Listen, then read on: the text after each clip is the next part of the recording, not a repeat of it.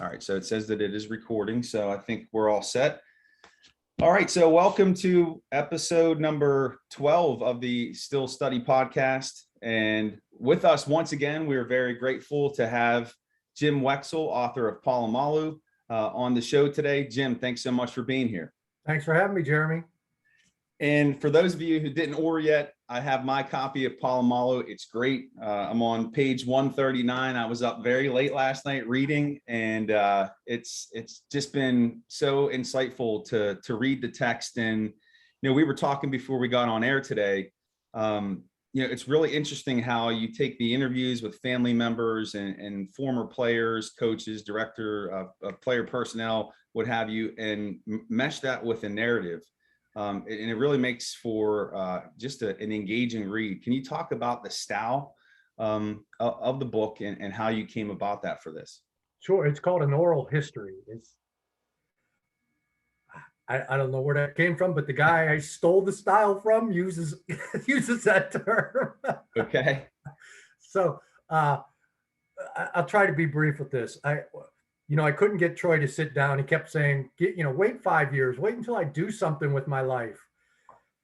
And so I thought, well, I'm going to start all the research and do interviews and actually start writing so that when he's ready, I can overlay what he says about his chronological history, what he looks back at, a la a book I read on Neil Young, the biography called Shaky. And that Neil Young, it took him a long time to sit down with the author too. And he did sit down with him and he overlaid all his comments through the chronological history. So I was going to do that. And then Troy, he just didn't want to do it. And so I had so much good stuff. So then I read the Allman Brothers book by Alan Paul, which used that oral history style to which you referred. And I think when the readers look at this book, they'll understand exactly what we're talking about with the oral history. And then Alan wrote the Stevie Ray Vaughan biography, and Stevie Ray Vaughan, of course, is deceased and could not call him 5 years later to do an overlay. So that oral history worked perfect for the Stevie Ray Vaughan. It was the same style as the Allman Brothers, but Alan seemed to have improved on it. I liked the Stevie Ray Vaughan book a little better. Plus, there was, the Allman Brothers book, the star died at the beginning, Dwayne Allman, where Stevie Ray Vaughan died at the end, and it built up a natural storyline. So I called Alan. I said, hey, I'm stealing your style. And a day later, I called him back. I said, hey, can I steal you too to edit your stolen style? So he did. But somebody wrote a review. One of the Rooneys, an older cousin, wrote a review to me. He said, man, this book is just like Shaky, the Neil Young biography. I says, I never told anybody that was my original intention. I don't see how you can deduce that. I don't know where you got that from, but you're exactly right. That was my original intention. So that's the long story of how that oral history style came about. Yeah. Wow. And I think the one thing that there's so many things that jumped out to me, but one of the main things is just the trust that the Polamalu family had in you to write this work, because it seems you were given access to the entire family. As I'm reading Troy's uncle, and forgive me for the pronunciations, I was trying to master them before we got on here, but is it Salu, Uncle Salu? Yeah. Yeah. But just how he became the father figure for Troy. And then just hearing about the athleticism of his cousins and other family members. Can you talk a little bit about just that family dynamic, how you gained those connections and, just the athleticism that exists within that family? Well, at the beginning, let's see, I hope I have this exactly right. Shelley Polamalu, who raised Troy, it was Aunt Shelley in Oregon, who raised Troy as a mother. I wanted to do a road trip book. I did a road trip book, Steeler Nation, in 2008. It came out. I did the trip in 2007. And I contacted her, and I believe she said that she's a customer of mine at Steel City Insider, and that she's read all my stuff and she can't wait, and she'll help me and show me around when I get to Oregon. I don't know of many Pittsburgh media guys who traveled to Oregon to talk about Troy's family, but Right. I made my way up there, and she was great. You know, it's such a small town, and she's friends with everybody. So everybody came out to greet me. We had a lunch at one of the local spots, and everybody was there. And so I got to know everybody from that.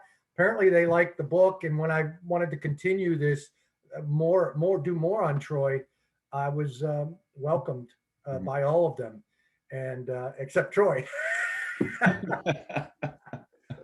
But it was not personal with Troy. As you read the introduction, you found out. I mean, we had a great relationship. Right. And he's invited me to his Hall of Fame induction to sit with the family there. He's not angry or anything like that. He just did not want to sit down for however many hours it would have taken to go over his life story. And Right. I'm kind of glad how it turned out. I thought it turned out well. Yeah, and the stories of Troy just in high school, how he was a phenomenal basketball player. One of the state playoff games that you described, where he's playing against a guy who was eventually drafted, I think, by the Cavaliers. Who played? I don't recall his name right now. He was a big post player. Yeah. Yeah, he was 6'8". Troy blocked him, right? Troy blocked him at a key moment, and it led a turnaround because it inspired his team. They didn't win, but they came back from like 20 down to make it a game. It was like a 2-point game. Yeah, and then just other these little snippets throughout his childhood, his adolescence, where he flashed, and people just, this growing legend just started to build around him. And then another part of the book that I was intrigued by was when he was playing at USC, there was a hit that he made on, I believe somebody was, it was somebody returning a punt for another team. And I guess he just absolutely leveled him. I haven't looked at it on YouTube yet, but I guess that was a tone setter. But then he somewhat got, I don't want to say a reputation as a dirty player, but that hit was pretty integral in his reputation as just being ferocious. Kansas State. His name's Lockett, I believe. Okay. It's weird how you forget these names when they were so ensconced in your mind for a whole year, all this stuff. I've just let it all go. But Kansas State put out a bounty on Troy the following year in the rematch. They all thought it was, there was one of the players, it might have been Carson Palmer, was talking about, hey, the special teams coach tells you to do something, you do it. Right. And the special teams coach was his uncle. And I never asked Uncle if he intentionally told Troy to drill that guy without the ball, before he caught it. Troy was so fast that that might not have been the original plan. He blew the kid up. It's all over YouTube. Yeah, I think his name's Lockett. I think he's a Lockett, one of the Locketts. It wasn't Darren Sproles. Darren Sproles played for Kansas State at the time. Okay. I think. But Darren Sproles, I believe, played at Kansas State. Yeah, but it wasn't him. It was Troy's junior year, and Troy was a special teams killer. He was a gunner, and man, what a gunner he was. Yeah, that is on my list for this weekend to find that clip, and I may actually post it on the Still Study website. But I'm looking forward to checking that out. And then the last story I just wanted to hit on is, and I believe this is at the opening of the book, and I can't remember the individual's name, but I think he was a younger guy in the scouting department for the team. And I guess there's a process that the Steelers go through where they do their mock and they do their selections. And he actually put it out there. He took a risk and said, pounded the table, Troy Polamalu is the guy we need to get. We need to trade up, and got ridiculed. But how funny these things turn out.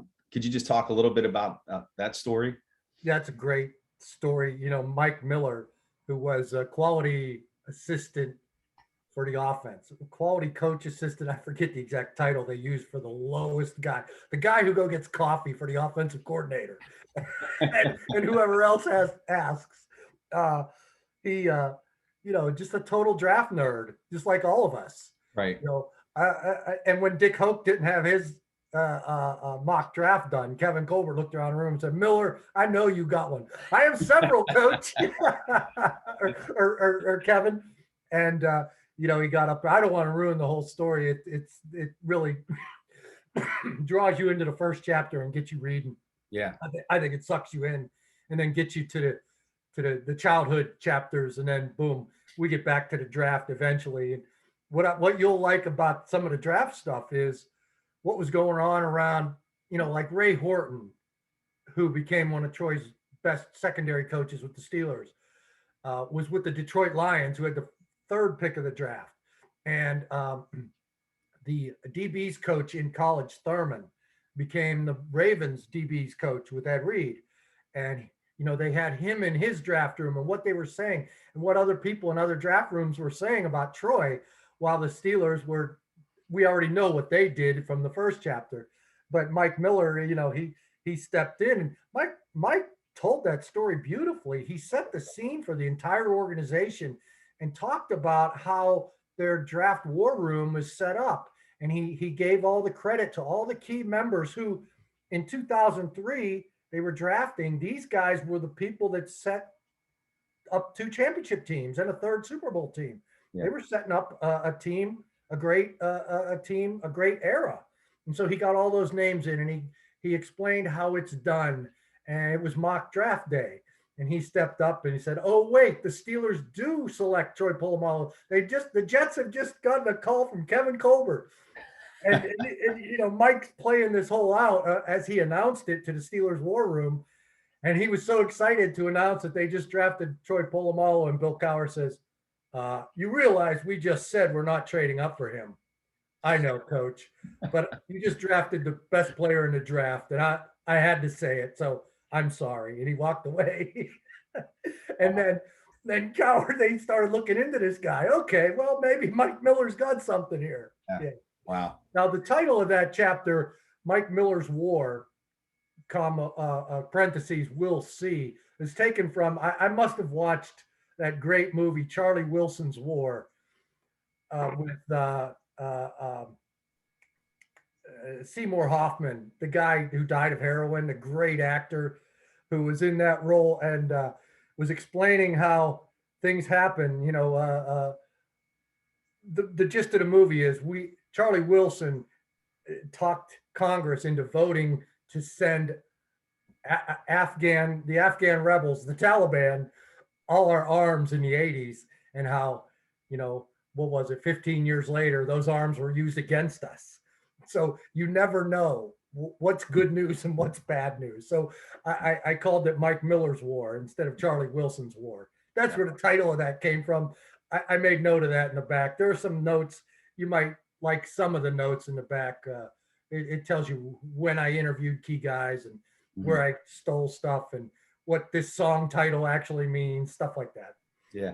And I like the infusion of, I know you were talking about the oral history in the books written by Alan Paul about just the Allman Brothers. And so it sounds like you have a deep respect and passion for music as well.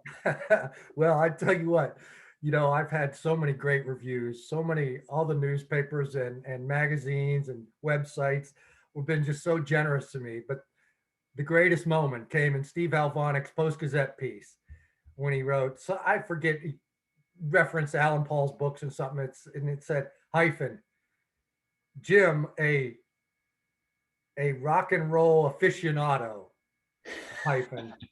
like, I've made it. I don't want to be a sports writing aficionado. I want to be a music aficionado. I made it. I can retire now. It was a real dream for me to see that. So I think I'm an aficionado, at least that. Great. Yeah. And, guys, if you haven't gotten the book yet, I don't have the cover on mine. I took it off because I didn't want to mess it up, but it's beautiful. The artwork is I love that cover as is. Oh yeah. It's black.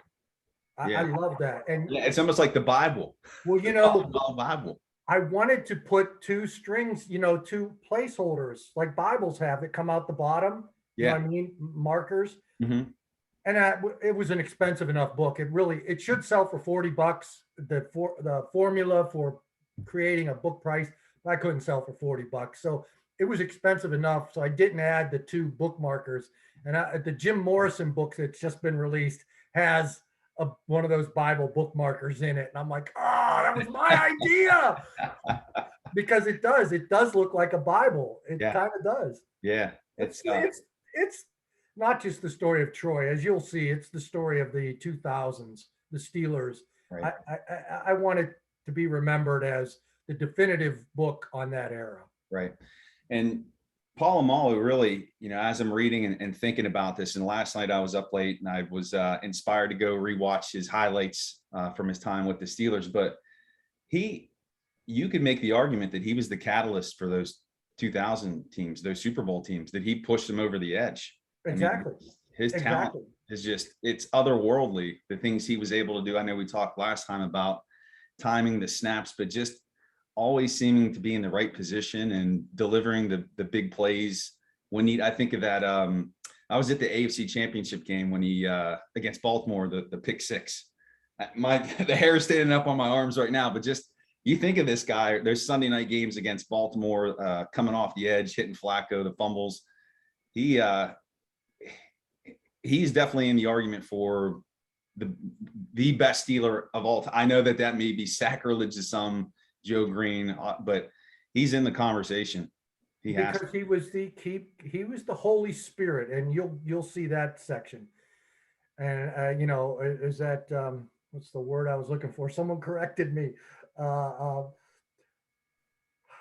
forget the word again. I did another podcast. I forgot the word, and someone put in the word you were looking for was, but I don't want to be too anti-religious here, whatever. But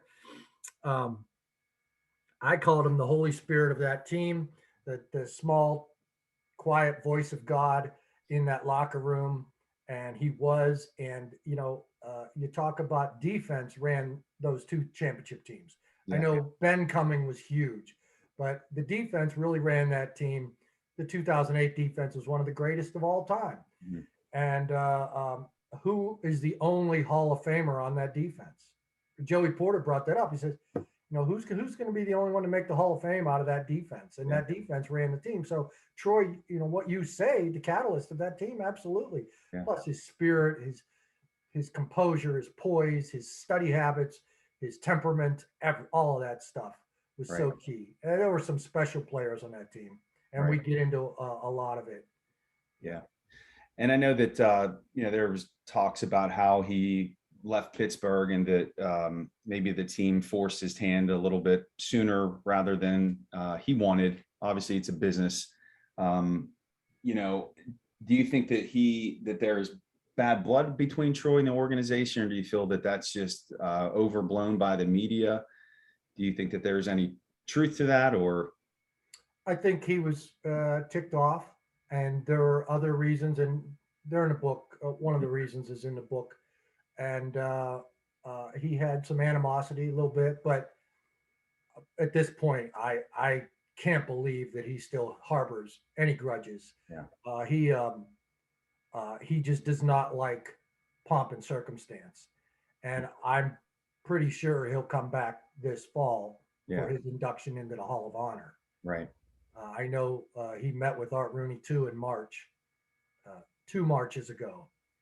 And so I'm sure that was the topic. If we vote you in, will you come? And then they voted him in. So I assume he's coming. And he lives so far away. He's just not into all that. He just adulation and all that.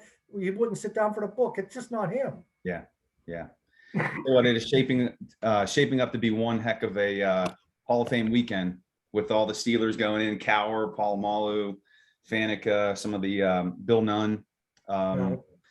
It's and then the Hall of Fame game. So it's it should just be Steelers Hall of Fame weekend this year, but it's gonna be pretty special. I just wish they weren't playing the Hall of Fame game. I know they have one less preseason game this year, but still, look, they're gonna start camp July 22nd, 23rd. It's too early.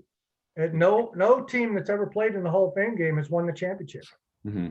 It's just too early. It really, I don't like it. Nobody likes it. And that field, how many injuries were on it the last time they played? I know they lost their kicker. Yeah. Yeah. So, but it will be a great weekend. Yeah. Yep. And so again, buy this. You need to. The information is going to be in the show notes. Again, you can go to jimwexell.com. You want to order directly from Jim's site, and you'll personalize it for people who order. I'm going to have a few orders coming your way. But again, it is a great book. And Jim, thanks for writing it. I mean, it really is good stuff. Oh, thank you. Thank you for saying that. As I said in there, I was just the compiler. Yeah. I really believe that I was assigned this book by the universe. It had to be done for the evolution of the species, as I dedicated it to. Yeah. My daughter loves that. I thought it was kind of odd and that some people might not like it, a little too pretentious. My daughter says it was genius. So I'll go with what she says. There you go. There you go.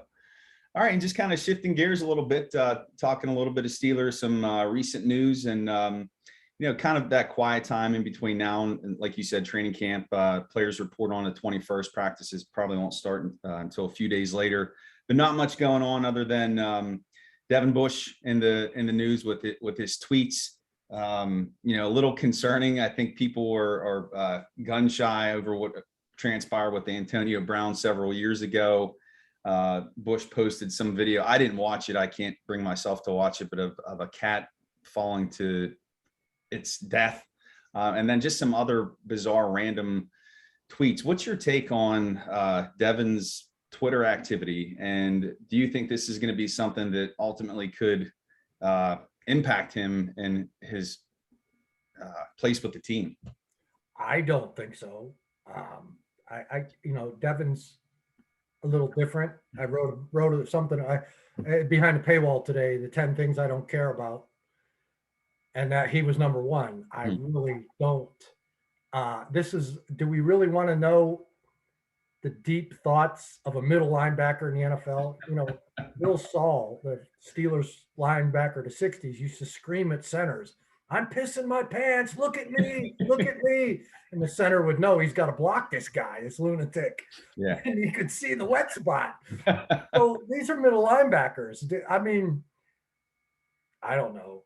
Devin, I thought a little peculiar the way he dressed on draft day when he was drafted, whatever. And then he had said some things that his father pushed him a little too hard. And he went through a stage where he hated football. And I always wondered if that would linger. Mm-hmm. But as far as him becoming Antonio Brown, I mean, Antonio Brown, man, total narcissist. I don't see that with Devin. I just see some odd thoughts. And I also noticed about Devin, it seemed like once he wrote one thing that seemed to rock everybody, I think he just started having fun. Yeah. I don't follow any of that. Yeah. I don't. I'll let other people write about it, and I'm not worried about it. Yeah.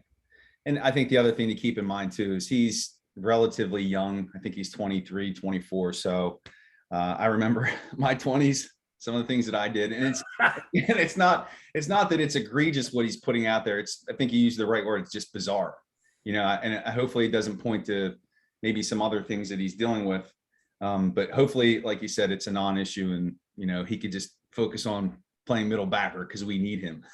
Well, in the Polamalu book, you'll come to the part where AB starts a training camp brawl in only his second or third year.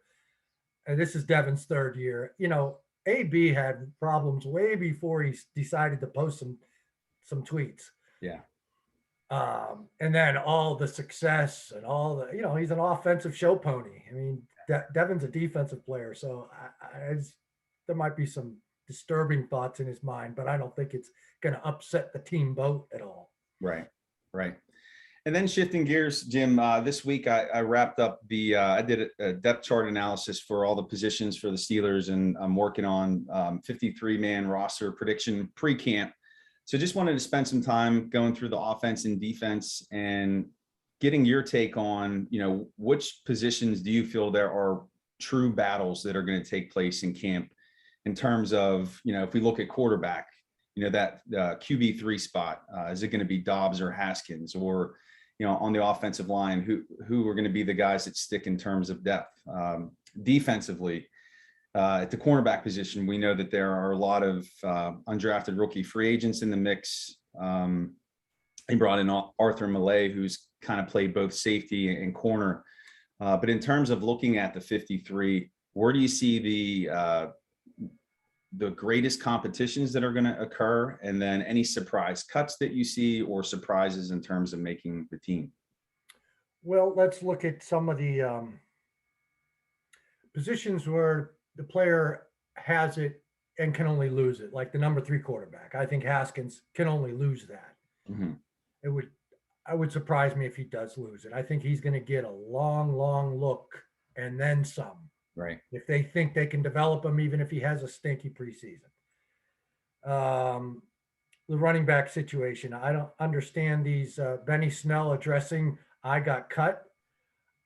I saw that. I don't even want to open that story up. Yeah. I mean, he has not been cut, obviously.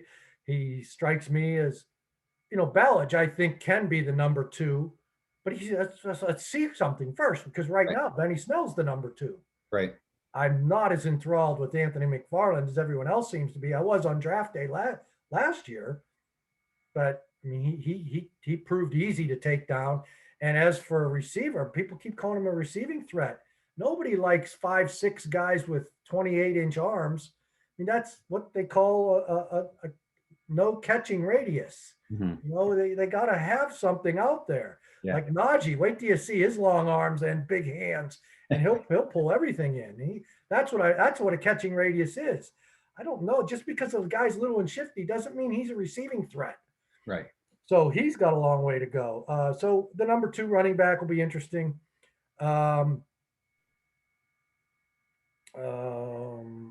Antoine Brooks, the nickel guy. That's another guy like Haskins. It's his job to lose. And really, this is kind of a starting job to lose. And he really hasn't shown any of us anything, a little spring ball stuff. It was his position in college. Mhm. I remember when he was drafted, everybody thought, well, some of us thought he's going to be the dime backer. They're going to move him up to linebacker because I don't think they want to do that with Terrell Edmonds. There's so many of them. No, because when they drafted Brooks, I think I asked, "Are you moving Terrell Edmonds up to linebacker?" Because they dealing with Marcus Allen too. And they said no, and so I watched college tape of Antoine Brooks because they said he played near the line. He didn't play anything inside, but he was in that slot overhang that Hilton played. He was like an outside linebacker out there all the time for Maryland. Yeah. That's his natural position. I never even thought he was being drafted to be groomed to replace Hilton. So yeah. I don't think they want to move Cam Sutton out of the dime backer role. Cam's going to play outside corner, and when the nickel comes, he's going to stay there. And I think Brooks is going to be that slot guy if he can handle it. If not, then Cam Sutton will have to be that nickel guy. Then they'll have to get the outside corners ready, either Pierre or Lane. And right now, Pierre or Lane are going to only play in dime, and that's with 3rd and long. Just don't get beat deep. It shouldn't be a difficult position for one of those two to handle.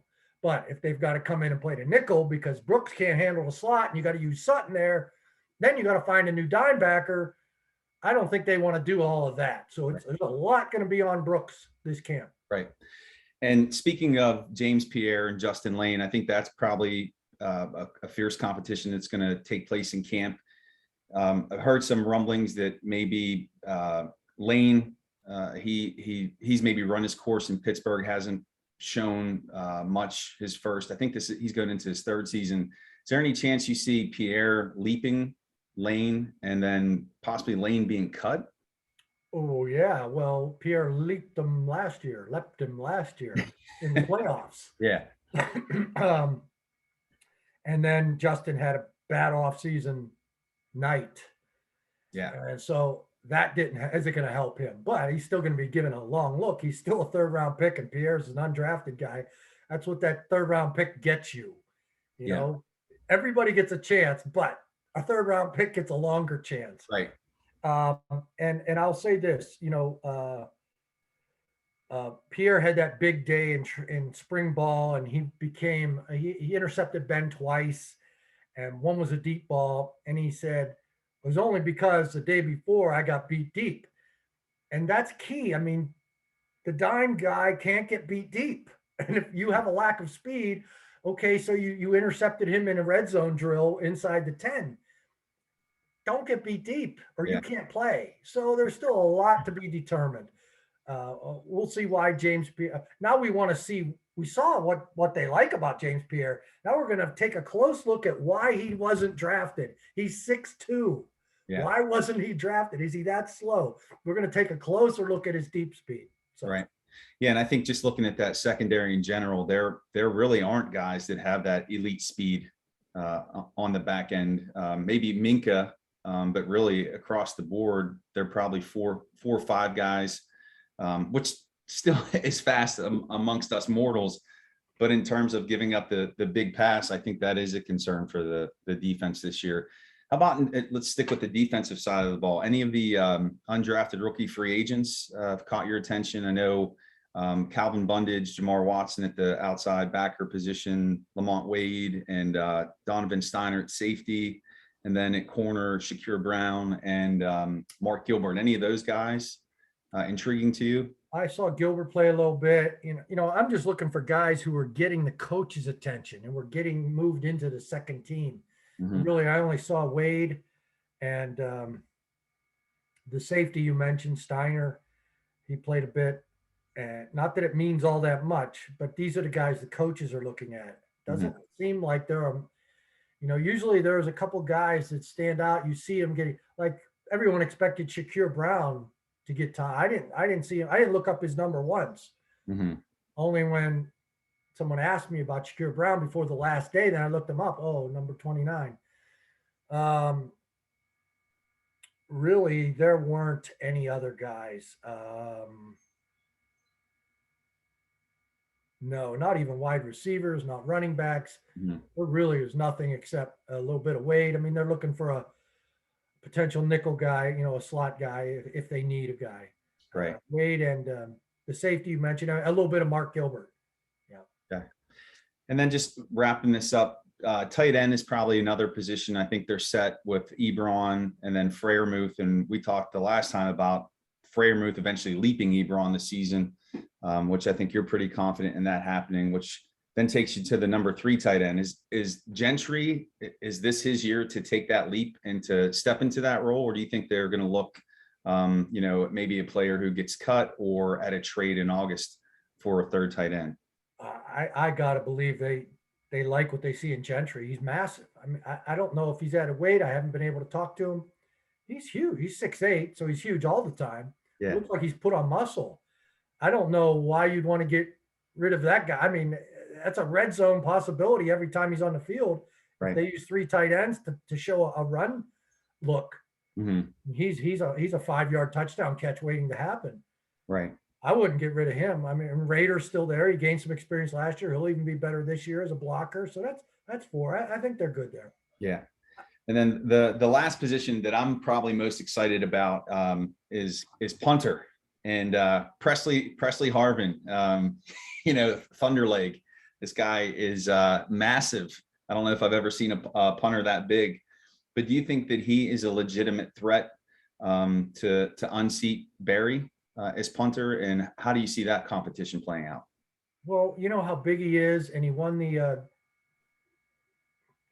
what's the award for the punter? Ray Guy. Ray Guy. He won the Ray Guy. Punters, a big punter like that who won the Ray Guy with his numbers would normally go higher in the draft a little bit.